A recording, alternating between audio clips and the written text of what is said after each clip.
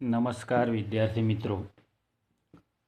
सेठ JH. Sonawala high school में अहमदाबाद, विषय सामाजिक विज्ञान, धोरण 10। विद्यार्थी मित्रों, आज આપણે પ્રકરણ 6 ભારતના સાંસ્કૃતિક વારસાના સ્થળોની ચર્ચા શરૂ કરીશું। વિદ્યાર્થી મિત્રો, પ્રકરણ 1 થી માંડીને પ્રકરણ 5 સુધી ભારતના સાંસ્કૃતિક અને પ્રાકૃતિક વારસાના સ્થળો વિશે આપણે વિગતવાર માહિતી મેળવી ચૂક્યા છીએ। મિત્રો, આ પ્રાકૃતિક અને સાંસ્કૃતિક વારસાના સ્થળો પૈકી ભારતમાં કેટલાક પ્રસિદ્ધ એવા સાંસ્કૃતિક વારસાના સ્થળો છે જેની ચર્ચા આપણે આ પ્રકરણમાં કરવાની છે। ભારત સમૃદ્ધ પ્રાકૃતિક અને સાંસ્કૃતિક વારસો ધરાવે છે। આ પ્રાકૃતિક અને સાંસ્કૃતિક વારસાના સ્થળોની મુલાકાત લેવા માટે દેશ અને દુનિયામાંથી અનેક પ્રવાસીઓ દર વર્ષે ભારતની મુલાકાત લે છે। એમાંથી કેટલાક પ્રચલિત અને પ્રસિદ્ધ કે જે વિશ્વભરમાં પ્રખ્યાત છે એવા કેટલાક સાંસ્કૃતિક વારસાના સ્થળોની ચર્ચા આપણે આ પ્રકરણમાં કરીશું। સૌથી પહેલાં આપણે વાત કરીશું ગુફા સ્થાપત્યોની।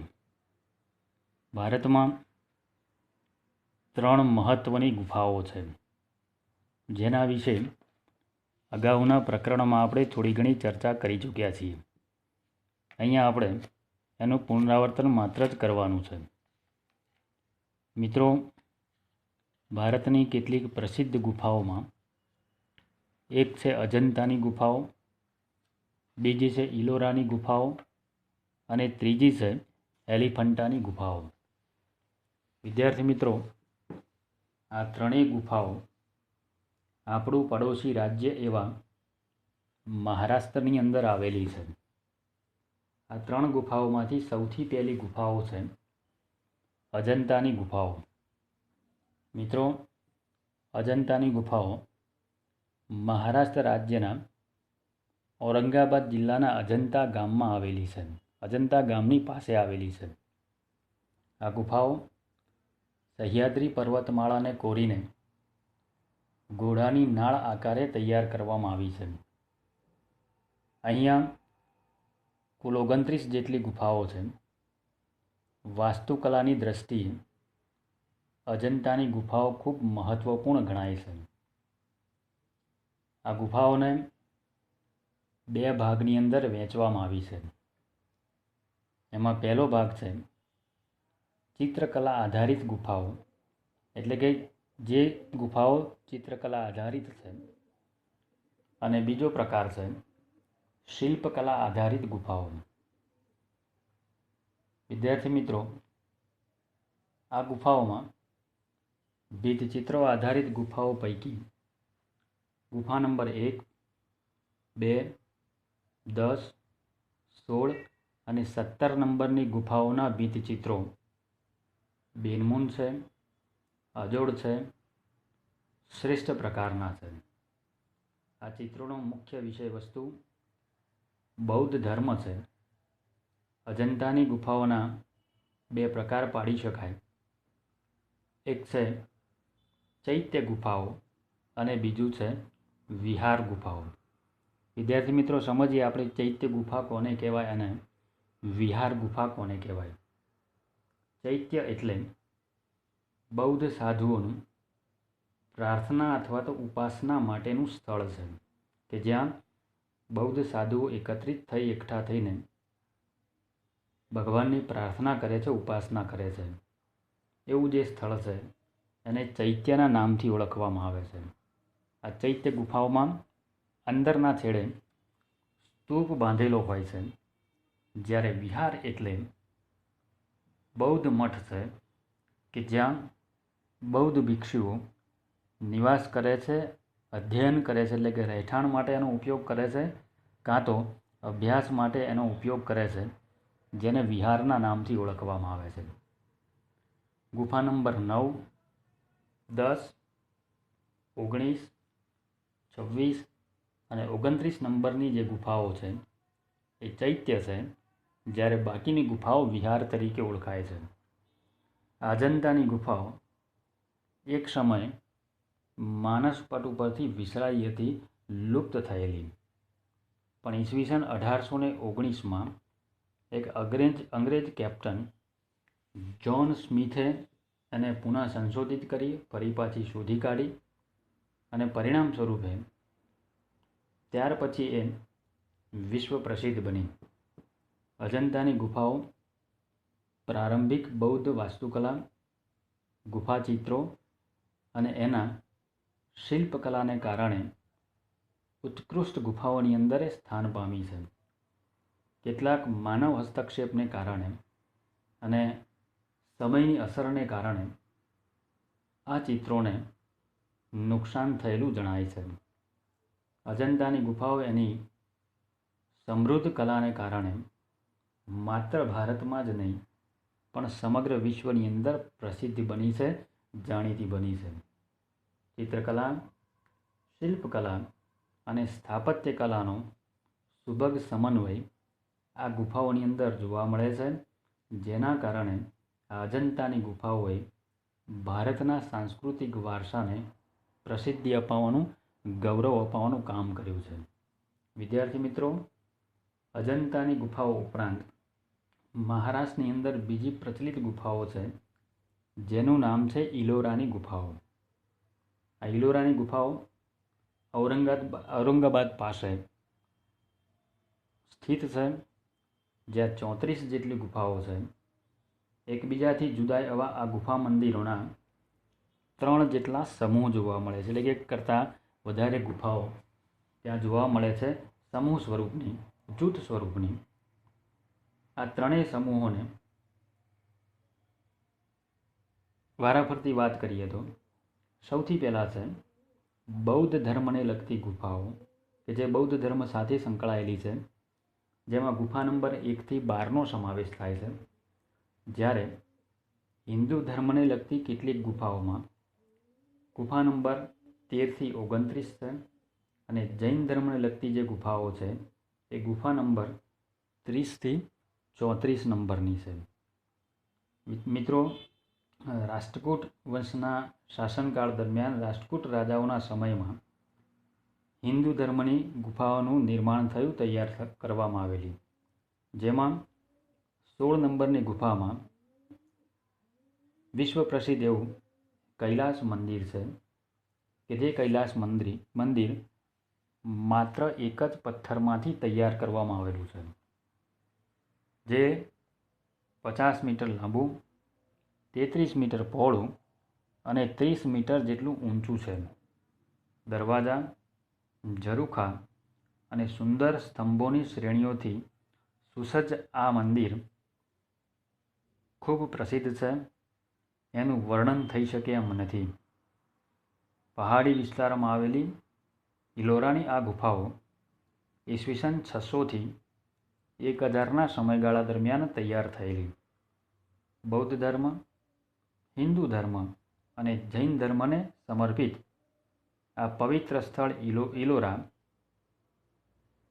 પરિસર માત્ર અદ્વિતીય કલા સર્જન માટે પ્રસિદ્ધ નથી, પણ એની તકનીકી પણ એટલી જ સુંદર છે. પ્રાચીન સ્થાપત્ય ક્ષેત્રે જોવા મળતા જે મહત્ત્વના સ્થળો છે, એ સ્થળોમાં આ સ્થળ વિશ્વ પ્રસિદ્ધિ પામ્યું છે. મિત્રો, અજંતા અને ઇલોરાની ગુફાઓ ઉપરાંત મહારાષ્ટ્ર રાજ્યની અંદર બીજી એક મહત્ત્વની ગુફા છે, જેને એલિફન્ટાની ગુફાઓ તરીકે ઓળખવામાં આવે છે. મહારાષ્ટ્રમાં મુંબઈથી 12 કિલોમીટર જેટલી દૂર અરબ સાગરમાં આ ગુફાઓ આવેલી છે. એલિફન્ટાની ગુફાઓની કુલ સંખ્યા 7 જેટલી છે. આ જગ્યાને એલિફન્ટા નામ એટલા માટે આપવામાં આવેલું કે એને સૌથી પહેલાં પોર્ટુગીઝ લોકોએ જોયેલી. પોર્ટુગીઝ લોકોએ આ નામ અહીંયા પથ્થર ઉપર કોતરેલા હાથીના શિલ્પને કારણે આપ્યું છે એવું માનવામાં આવે છે. અહીંની ગુફાઓમાં અનેક સુંદર શિલ્પકૃતિઓ છે, જેમાં ખૂબ જાણીતી એવી ત્રિમૂર્તિની મૂર્તિ દુનિયાભરની અંદર પ્રચલિત થઈ છે. ત્રિમૂર્તિ કે જે ભગવાન બ્રહ્મા, વિષ્ણુ અને મહેશની ગણાય છે, એની ગણના દુનિયાની સર્વોત્તમ મૂર્તિઓમાં થાય છે. ગુફા નંબર 1માં આ ત્રિમૂર્તિની મૂર્તિ આવેલી છે. ઈસવીસન 1887માં યુનેસ્કો દ્વારા વૈશ્વિક વારસાના સ્થળ તરીકે એલિફન્ટાને સ્થાન આપવામાં આવ્યું. ત્યાંના સ્થાનિક માછીમારો દ્વારા એલિફન્ટાની ગુફાઓને ધારાપુરીના નામથી પણ ઓળખવામાં આવે છે.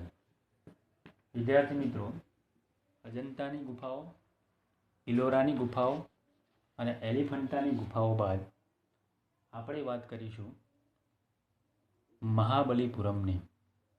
મિત્રો, તમિલનાડુ રાજ્યના ચેન્નાઈ એટલે કે જેનું નામ છે મદ્રાસ, એ ચેન્નાઈથી 60 કિલોમીટર દૂર મહાબલીપુરમ નામનું સ્થળ છે.